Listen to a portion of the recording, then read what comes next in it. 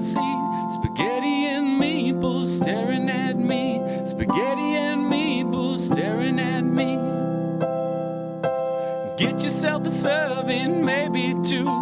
Talking Bulls basketball is what we do. Get your garlic bread and your dish of the week on spaghetti and meatballs. Oh yeah, spaghetti and meatballs. Don't forget the Parmesan cheese. All right. It has finally happened, ladies and gentlemen. We are back. Season 2, Spaghetti and Meatballs, with your hosts, Trevin and John Z. How is it going, my man? We are back. Ooh.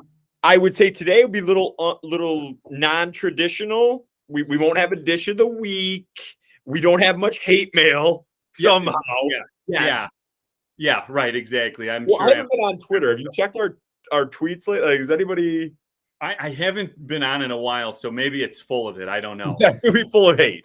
Actually, there's probably a good chance. There's probably a good chance. You have any shout outs? I mean, it's been a while. Wow. Okay. Yeah, I didn't. I have one. This is a guy that I work with. He's the man. Yeah. Rory Moondog Rauman. Well, he's a guy that I cut grass with. Oh man, he cuts with the best of them. You should see it, John. Yeah, I believe it. Yeah. So he had no idea what the hell a podcast was when I told him what it was. You know, he's of that generation. So Moondog. He won't ever see this, but here's to you, Moondog. Moondog, baby, we appreciate you. I'm just gonna get into it, Trevin. I'm gonna talk about the elephant in the room. Do it. It needs to be done. Lonzo Ball getting surgery on the knee that we keep going back. We're out 4 to 6 weeks. I told you pregame, I thought, well, maybe that gives us some finality. If this is really it, it's better than not knowing. What are you thinking? Yeah, that's actually an angle I didn't look at before. So I like your optimism on that. You know, you're always that kind of guy. Glass is half full.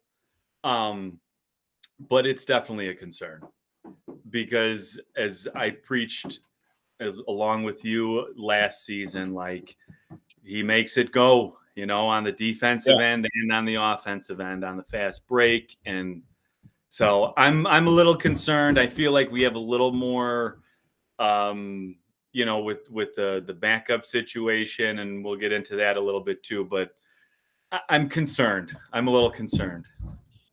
Well, I guess, you know, we talked about ultimately limped into the playoffs. Yeah, that was a rough finish to what was generally a very good and exciting season. Yeah, and it definitely did not end the way we thought when we're in the beginning of January after DeRozan hit those 2 buzzer beaters. Boom, back to back. Yeah. So I don't know, man. We're high, and I'm not giving up on this team.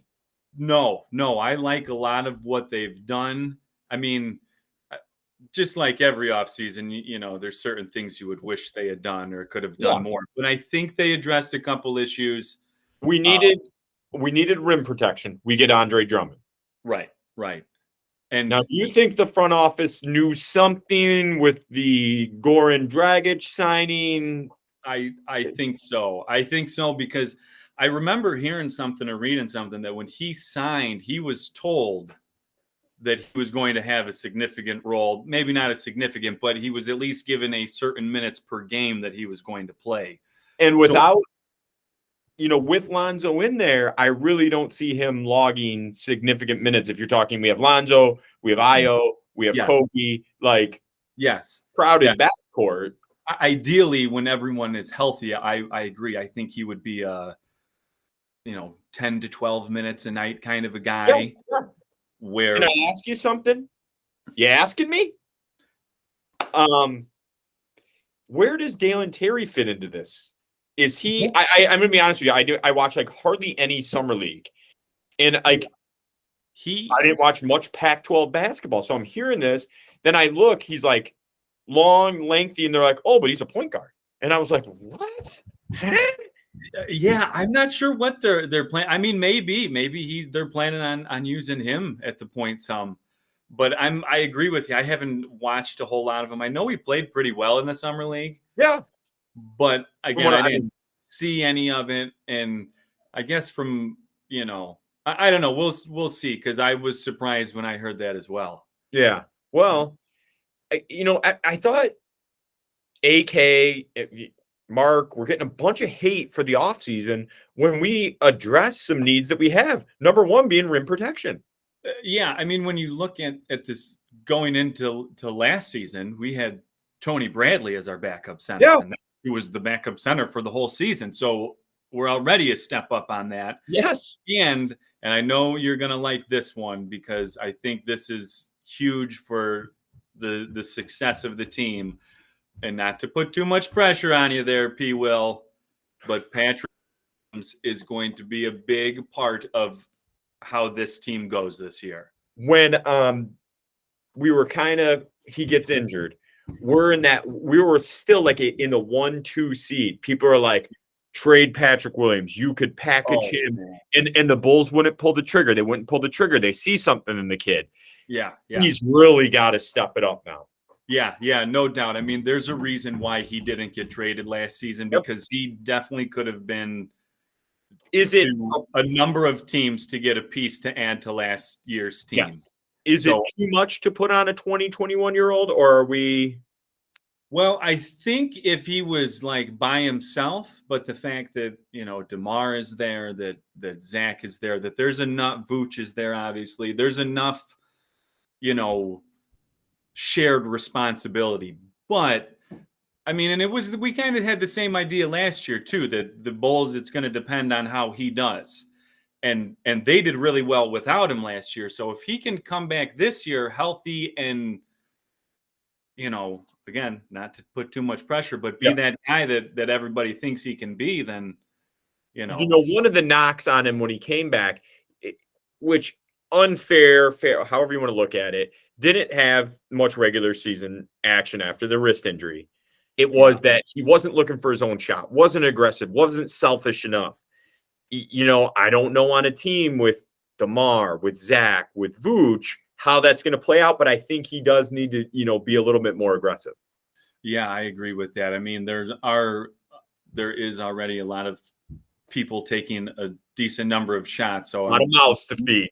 Yes, I'm not expecting him to put up 20 shots a game or anything, but I don't think it's unrealistic to hope for 12 to 15 points a game. Yeah, I thought keeping that great defense. Yes. Mm-hmm. Yeah. One of the knocks on the offseason signings or lack thereof was, we need more scoring, which to me, I don't know if I agree with that. I thought, we each have our guys that we talk. You're a Vooch guy. I'm always you're defending Vooch. I'm defending Kobe a lot.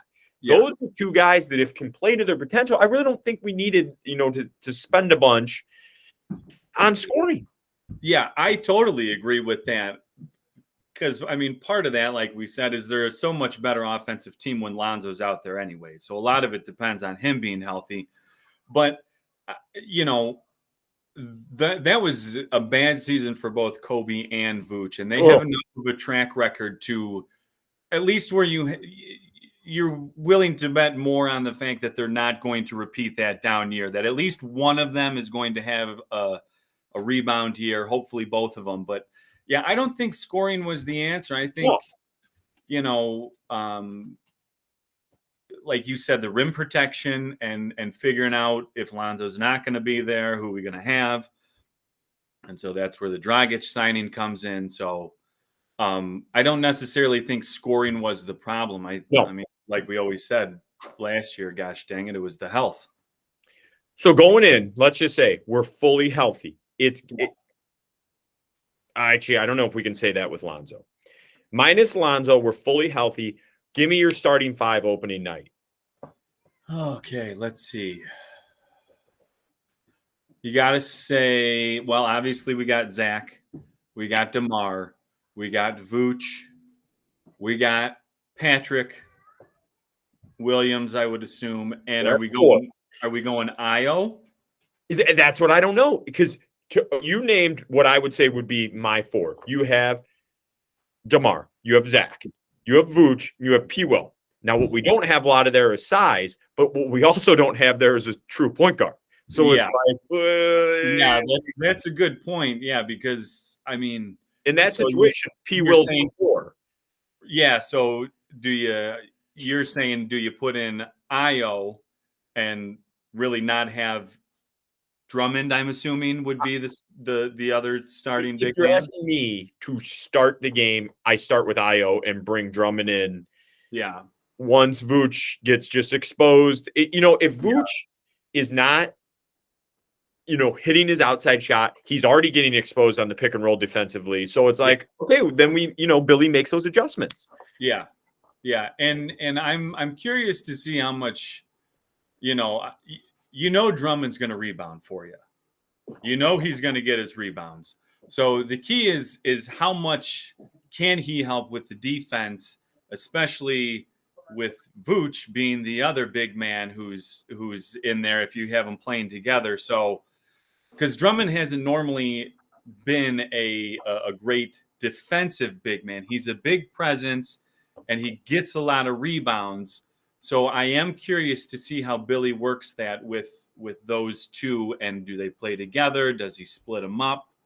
And I apologize, I had someone knocking. They are complete opposites of each other. Yes, right. So can they play together? I don't know. I know it's going to be interesting. We're only less than a week until training camp starts. I think Tuesday, right? Yeah. And then I was counting down 26 days till opening night. So we're going to get some answers here. Yeah, hopefully they'll figure it out soon. But that is a good point. I didn't think about that with the starting five. Is do you not have, because then what would you have? Zach bring the ball up maybe? Zach or DeMar? I mean, DeMar can bring the ball up. Right. Both of them would be capable, but do you want them? It's hard because DeMar's a guy who likes to get the ball in his spot and go to work. Yeah. He's not a guy who's like, don't get me wrong, he obviously always creates off the dribble, but I'm saying bringing it up, like, then he's backing it like into the elbow, like looking to work. Yeah, exactly. He usually brings it up and just backs his guy up down to the elbow and does his thing. So that's not really going to be conducive to running an offense and getting everybody. It's interesting in the game. I guess to me the conundrum would be: do you start Io or do you start Kobe? Yeah.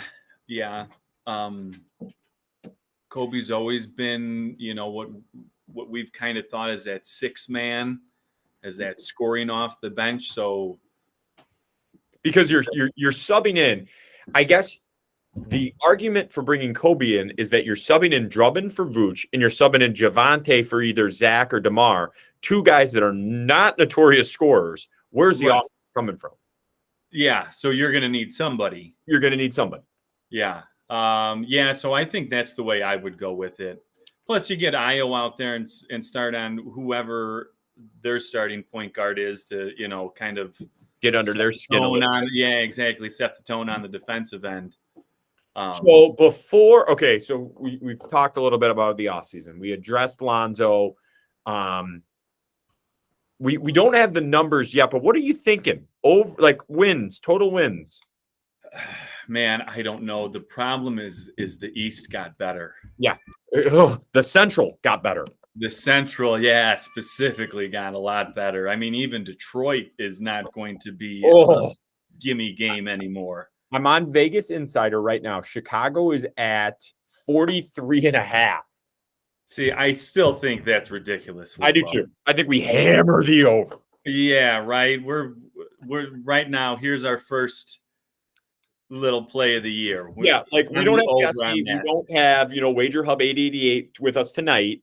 Right. But we're gonna put our play. We're gonna put our Parmesan sprinkle right here. Sprinkle it on, baby. Yeah, we're gonna put a hundo on the Bulls at over 43.5 wins. Yeah, and I'm not saying they're gonna win 53 games, but I think 48, 49 maybe pushing that 50 win mark. I would, we get to 50 wins and are battling for that 3, 4, 5 seed. Yeah. I agree. I think that would, pretty much be the ideal situation if everyone's healthy and you get Lonzo back at some point, because this team showed a lot of fight last year, a lot of, you love players like Javante, there's a lot of reasons to why we love this team so much, but the East got better. You have Milwaukee, Boston, Cleveland with Donovan Mitchell. I'm a little worried. Yeah, it's I'm a little worried about them, to be honest with you. I think we fall into line with an Atlanta team who got better with DeJounte Murray. Yeah. With a Charlotte team. I think that's where we're at. Yeah, like you said, kind of that 3 to 6 range. I think there's us, it's Toronto, it's Atlanta, it's Charlotte. We're in that area. Yeah. I think we're not Boston, we're not Milwaukee. We're not Philadelphia. Right. The thing that we need to do this year, which we did not do at all last year, is beat some of those teams. Yeah. I'm not saying to be above 500 against them, but it was.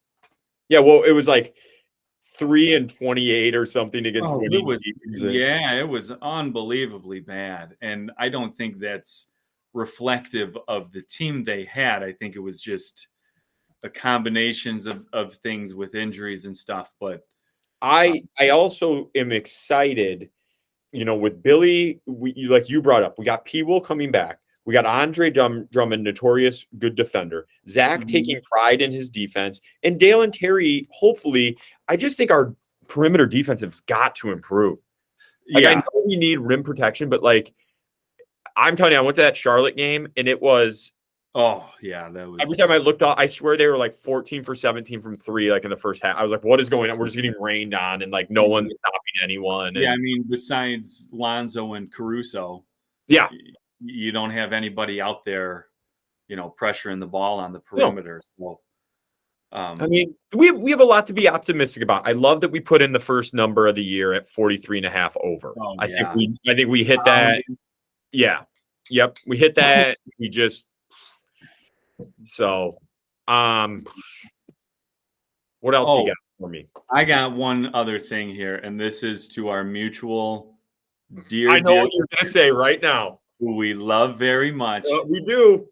But Frank, if you keep coming at us with the Zach LaVine hate, I'm telling you right now, after signing that deal, you're in or you're out, Frank. Yeah, right? Either you're on the ship or we're tossing you overboard. Yep. This wavering bet. I'm betting that Zach has a huge year this year. I am too. And, I know Frank's he's a diehard. The guy just bleeds black and red. And, yeah.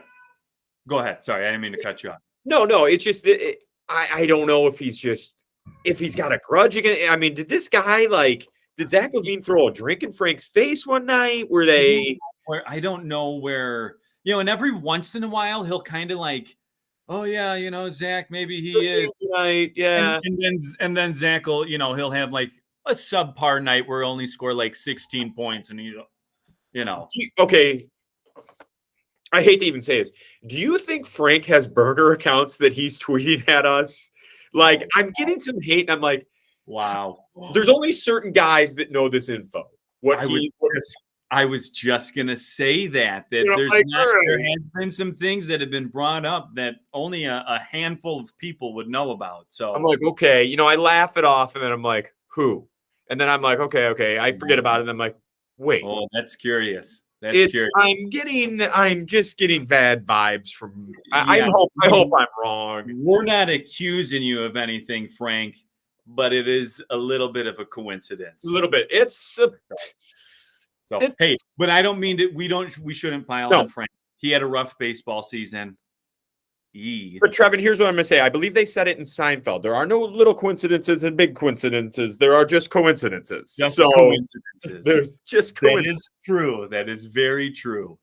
So, I would say to the fans, it's early. I don't know if we're going to put one out every week yet. Like, what are you thinking? Yeah, I agree. I think maybe we'll hit up maybe one more before the beginning of the season. Yeah, that sounds good. A couple, maybe like a training camp update.